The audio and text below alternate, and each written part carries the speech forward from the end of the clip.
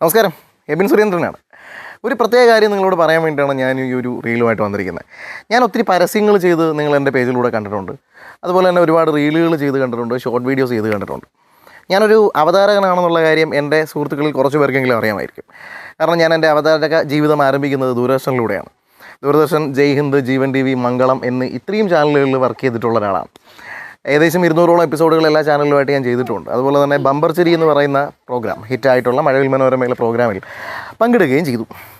പക്ഷേ അതിൽ വേറൊരു കാര്യം കൂടെ ഉണ്ട്. ഞാൻ ഏകദേശം ഒരു 250ഓളം സ്റ്റേജുകളിൽ സ്റ്റേജ് ആങ്കറിങ് മാത്രം ചെയ്തിട്ടുണ്ട്. അതുപോലെ കുറച്ച് സീരിയലുകൾ, 4-5 സീരിയലിൽ അഭിനയിച്ചു. 2-3 സിനിമകളിലും ചെറിയ ചെറിയ വേഷങ്ങളിൽ അഭിനയിച്ചു. അപ്പോൾ അഭിനയവും ആങ്കറിങ്ങുമാണ് ഭയങ്കര ഇഷ്ടം. എന്നാൽ അവതാരകൻ എന്നുള്ള രീതിയിൽ എനിക്കിവിടെ അവസരങ്ങൾ വരുന്നില്ല. എന്താണെന്ന് എനിക്ക് മനസ്സിലാവുന്നില്ല.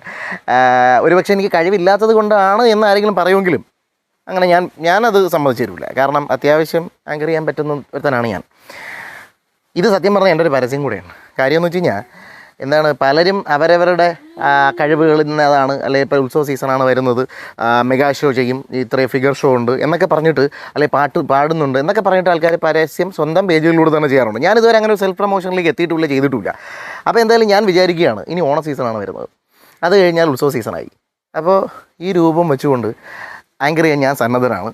നിങ്ങൾ എന്നെ വിളിക്കാൻ റെഡിയാണെങ്കിൽ സത്യമായിട്ട് ഞാൻ വന്ന് ആങ്കർ ചെയ്ത് തരും. കാരണം കഴിഞ്ഞ സീസണിലാകെ 3 സ്റ്റേജ് ഷോ മാത്രമാണ് ചെയ്തിട്ടുള്ളത്.